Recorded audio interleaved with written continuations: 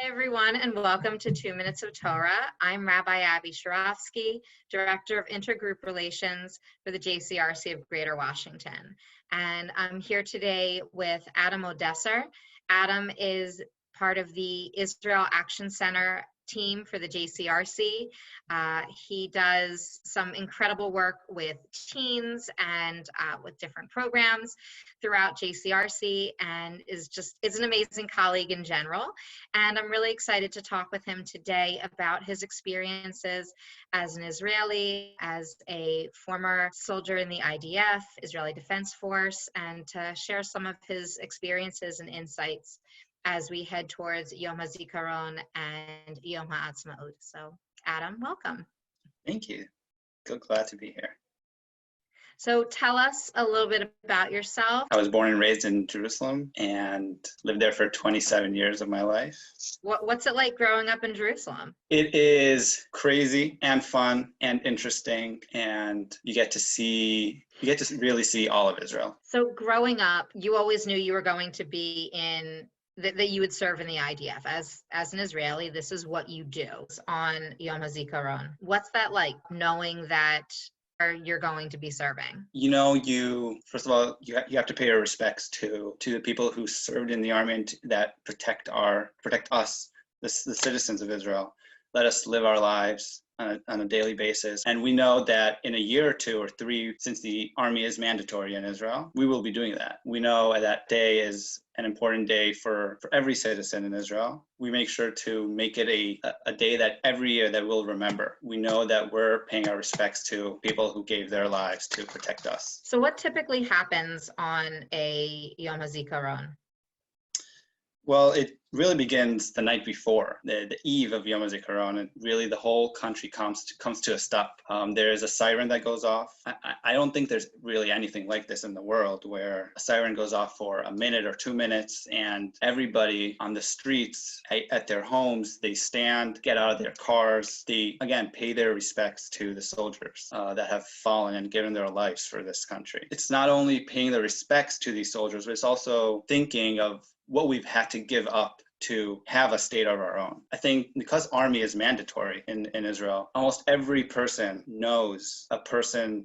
has a family member that either died at war, or has a friend or someone they know that died at war, or they know someone that knows someone that died at war. So it's a really personal day for most Israelis. I mean, I have friends that have died during their service. Personally, a close friend of mine that was with me in officer training, she actually did not die during a war, but she rather died during rehearsals for the ceremony on her rehearsal for Independence Day. I think sometimes you don't even realize that there are soldiers that die not at war, and they die on other occasions. I think everybody has their person or their family that they think about during this day. How many times have you been in the U.S. for Yom HaZikaron? So last year was my first time. It was hard and also interesting. It's hard because you know that in Israel, the whole country is focused on this day. You know that Yom HaZikaron is happening because places are closed, restaurants and malls are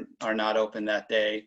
And here, in a way, life goes on that day, unless you make it a point to take a moment and go to a ceremony or join a ceremony online. It's difficult to not be in Israel during this time, but it's also, I think it gives me a purpose to bring that day and what it means to the community here, and really show that Israel and Israelis are not alone in defending Israel, but rather the whole Jewish community around the world and here as well are supporting Israel and understand and know that we need to pay our respects here for the soldiers that gave up their lives to protect Israel. And this year with COVID-19, it's probably not going to be the same kind of ceremonies that Israel has seen in the past. How are people observing that day? Yeah, I think this year is really going to be an interesting experience for most Israelis. I think the government in Israel decided that there will be no gatherings on Yom HaZikaron and Yom Haatzmaut the day after. Families and people won't be able to go up to their loved ones, to their graves and pay their respects. And I think that's one of the most emotional and personal days in the Israeli calendar. With everything that's happening, I think this also gives us an opportunity to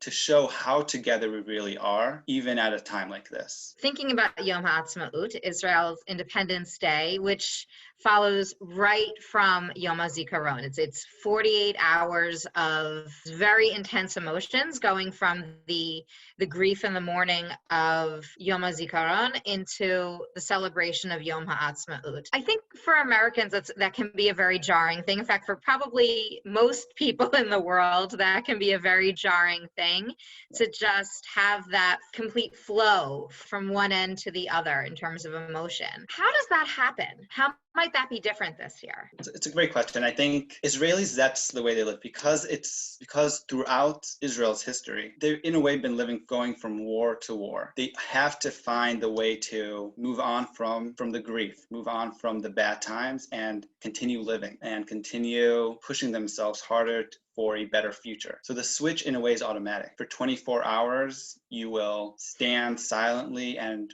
pay your respects and think about what you've lost until now for the first 72 years of this great state. The next day you will celebrate and remember how important it is to continue living. And I think that's something really we can take to the whole situation we're in right now with the pandemic that we're in the middle of. How do we move on from this? And I think you can look at Israel as really, as an example of how you take a bad moment, a sad moment, and push yourself forward and continue moving forward. I think that at least to me, that ability to make that switch from Yom HaZikaron to Yom HaAtzmaut, the grief to hope, and understanding that bridge and being able to make that bridge is such a sign of resilience and just really what makes Israel.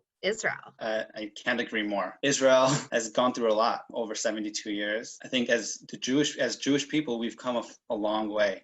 And we still have ways to go. We still are fighting anti-Semitism. Israel is still fighting enemies within and around them. We still have our own battles to continue fighting here. But we need to always look forward and look into the future and think about where we want to be in 6 months from now and in a year from now. It's okay to stop and take a day, take 24 hours to think about how far you've come and what you've given up and what you've lost over the years. But also after you've done that, continue moving forward and keep pushing yourself forward to a better future, to a better togetherness. Is that a word? Yeah, that works. To a better togetherness with the Jewish community and with other communities that are around you. Well, thank you. It's been really wonderful speaking with you, and we get to work together every day. Unfortunately, not in our office right now, but Usually you're just a cubicle away. So it's wonderful to be able to spend some time talking with you and learning a little bit about you. So I wish you and your family a Shabbat Shalom and a meaningful Yom HaZikaron and a happy Yom HaAtzmaut. Thank you to you too, and to everyone else as well.